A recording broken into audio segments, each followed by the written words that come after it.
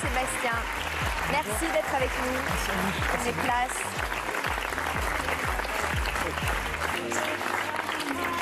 Alors, Sébastien, un grand souvenir que votre passage dans notre émission.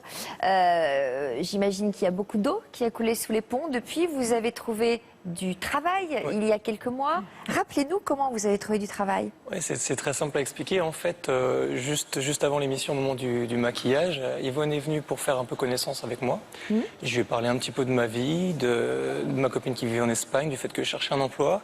Et en fait, directement, elle s'est proposée de m'aider et de me mettre en contact avec une de ses amies, Marcela Valoroso. Et en fait, elle a répondu systématiquement et elle m'a orienté. Et ça s'est fait très naturellement. Vous faites souvent ça, Yvonne ?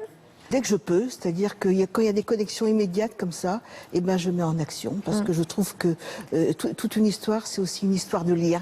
Donc ça veut dire que vous êtes souvent resté en contact et en lien avec certains de nos invités. Oui. Et c'est pas du bluff. Quand vous promettez de les aider, vous les aidez. Je fais. Ça se passe bien le travail ? Ça se passe très bien. Je suis responsable en communication. Au départ, j'avais commencé comme traducteur. Et en fait, on m'a vite donné des responsabilités de responsable en communication. Et je m'occupe de la relation presse-beauté. Voilà. Donc ça a évolué. Ça applaudit quand même. C'est magnifique, c'est parfait. Alors, on va voir une photo derrière nous. L'émission était en direct ce jour-là. Et pourtant, vous n'aviez pas l'air stressé du tout. Pourquoi ? Qu'est-ce qui vous a mis à l'aise ? Ah, c'est l'ensemble de l'équipe. J'ai été bien accueilli dès le départ par May, la journaliste qui est certainement dans le public. May, alors voilà, vous pouvez l'applaudir, elle est là.